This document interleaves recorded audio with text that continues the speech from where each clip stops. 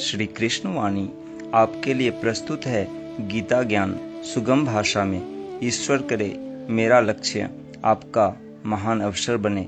प्रस्तुत है अष्टम अध्याय से 9 श्लोकों के मंतव्य, श्लोक संख्या 1 से श्लोक संख्या 9।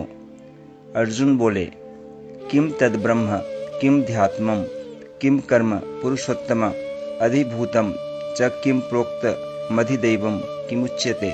अर्थात, हे पुरुषोत्तम, वह ब्रह्म क्या है, आध्यात्म क्या है, कर्म क्या है, अधिभूत नाम से क्या कहा गया है और अधिदैव किसको कहते हैं। हे मधुसूदन, यहाँ अधियज्ञ कौन है और वह इस शरीर में कैसे है तथा युक्त चित्त वाले पुरुषों द्वारा अंत समय में आप किस प्रकार जानने में आते हैं। श्री भगवान ने कहा, परम अक्षर ब्रह्म है। अपना स्वरूप अर्थात जीवात्मा आध्यात्म नाम से कहा जाता है तथा भूतों के भाव को उत्पन्न करने वाला जो त्याग है वह कर्म नाम से कहा गया है।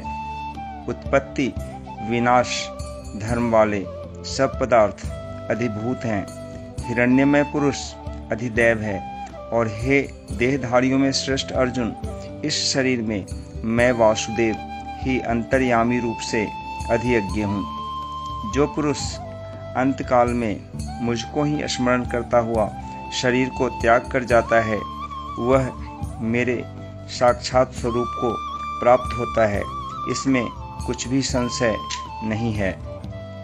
हे कुंती पुत्र अर्जुन, यह मनुष्य अंतकाल में जिस जिस भी भाव को स्मरण करता हुआ शरीर का त्याग करता है उसको ही प्राप्त होता है, क्योंकि वह सदा उसी भाव से भावित रहता है। इसलिए हे अर्जुन, तू सब समय में निरंतर मेरा स्मरण कर और युद्ध भी कर। इस प्रकार मुझ में अर्पण किए हुए मन बुद्धि से युक्त होकर तू निस्संदेह मुझको ही प्राप्त होगा।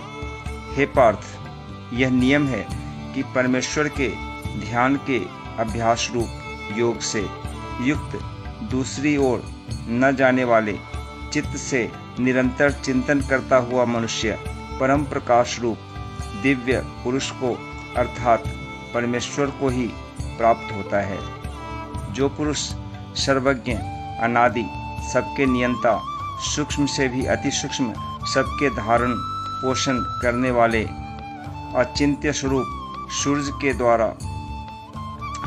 के सदृश नित्य चेतन प्रकाश रूप और अविद्या से अति परे शुद्ध सच्चिदानंद घन परमेश्वर का स्मरण करता है, वह भक्ति युक्त पुरुष अंतकाल में भी योग बल से भ्रिकुटी के मध्य में प्राण को अच्छी प्रकार स्थापित करके फिर निश्चल मन से स्मरण करता हुआ उस दिव्य रूप परम पुरुष परमात्मा को ही प्राप्त होता है।